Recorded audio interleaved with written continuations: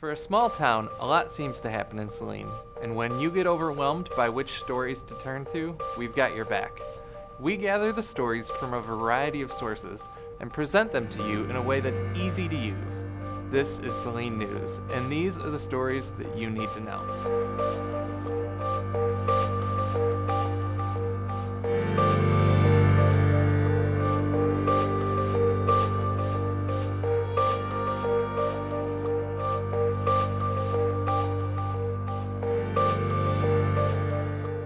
We usually pull stories from a variety of news sources for this show, but of course, we also gather news stories ourselves.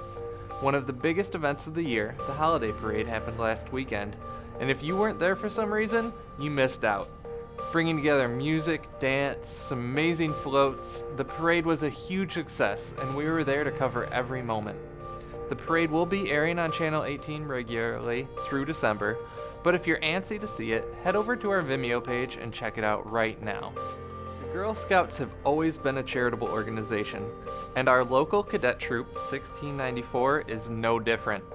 On November 14th, 13 of the troop's girls came together to break leaves for a family in need of some assistance. The two individuals the girls helped definitely benefited, as both individuals were hospitalized when the girls came out. I'm sure I'm not alone in saying how much we appreciate having their presence here in our community.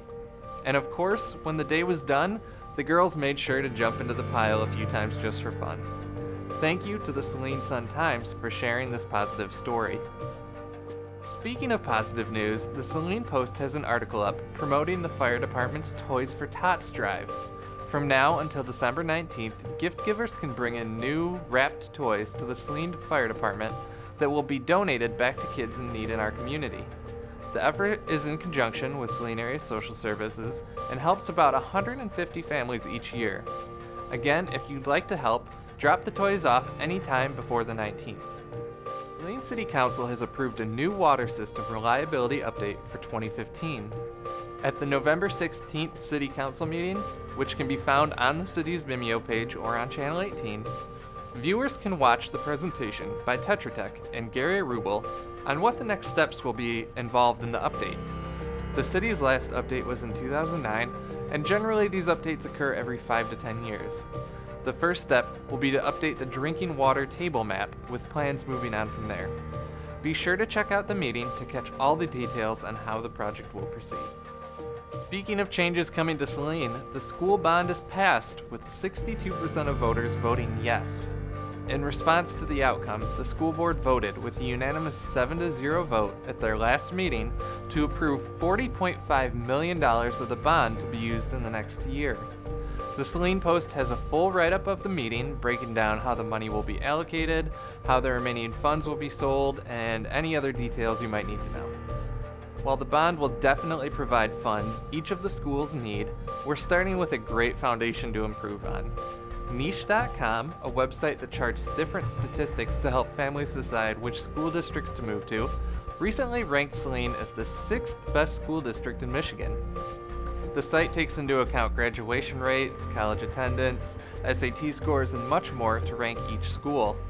Saline placed behind Birmingham, Okemos, Bloomfield Hills, Novi, and Ann Arbor, with each building placing highly in their respective categories. You can visit niche.com to see how we scored in each area. Our last story is some positive news for Hornets sports. The girls' JV basketball team earned a decisive victory over Manchester on the 4th with a score of 42-10. Nicole Sweetland, Brooke Bauer, and Ashley Heron all had solid showings, with other girls doing well too. The Saline Post has a full write-up on the game with photos of the athletes and much more. Congratulations, girls, and we know you'll continue to do well in this coming season. Well, that's all the news we have for you this week. Remember, Saline is lucky to have the Saline Post, the Saline Eagle, and the Saline Sun-Times all available as news sources. And you can always check out SCTN when you want to see some great video coverage. Thanks for watching.